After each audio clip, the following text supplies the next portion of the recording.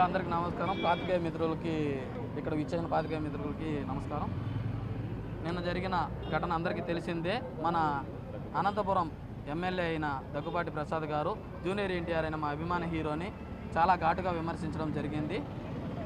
మేము ఆయనకి ఒకే ఒకటి చెప్తున్నాం, మా పెద్ద ఆయన విగ్రహం సాక్షిగా చెప్తున్నాం, ఆయన ఆశీస్సులు మా అభిమానుల అండదండలో ఆయనకు ఉన్నంతకాలం ఆయన ఎవ్వరూ ఏమీ పీకలేరు.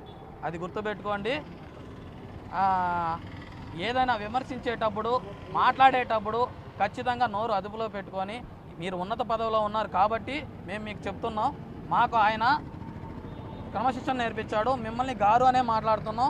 ఎవరికి మాట్లాడడం చేత రాక కాదు, మాట్లాడలేక కాదు. కాబట్టి ప్రసాద్ గారు, మీరు హీరోని అనడం అనే ముందు అది నిజమా కాదు, ఆయన ఎప్పుడు మేము మీ గురించి ఆయన గురించి అసలు మీకు ఆయన పరిచయం ఉన్నాడో లేదో తెలీదు, ఆయన మీకు పరిచయం ఉన్నాడో లేదో తెలీదు.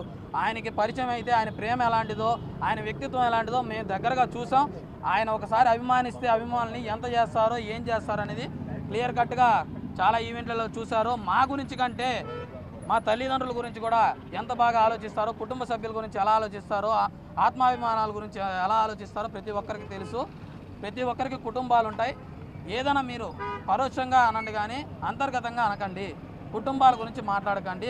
ఆడవాళ్ళ గురించి ముందుగా ప్రత్యక్షంగా చెప్పేది ఒకటే, మీకు ఆడవాళ్ళ గురించి ఎప్పుడూ మాట్లాడకండి. మీకు ఒక కుటుంబం ఉంటుంది, వాళ్ళకి ఒక కుటుంబం ఉంటుంది. అలా మేము ఎవరు మాట్లాడినా కరెక్ట్ కాదు, మీరు ఎవరు మాట్లాడినా కరెక్ట్ కాదు. కాబట్టి దీనికి ప్రత్యక్షంగా ఒకటే చెప్తున్నాం, అందరి మధ్యలోకి వచ్చి అభిమానుల మధ్యలో వచ్చి మా హీరోకి క్షమాపణ చెప్పాలని సవినయంగా కోరుకుంటున్నాం.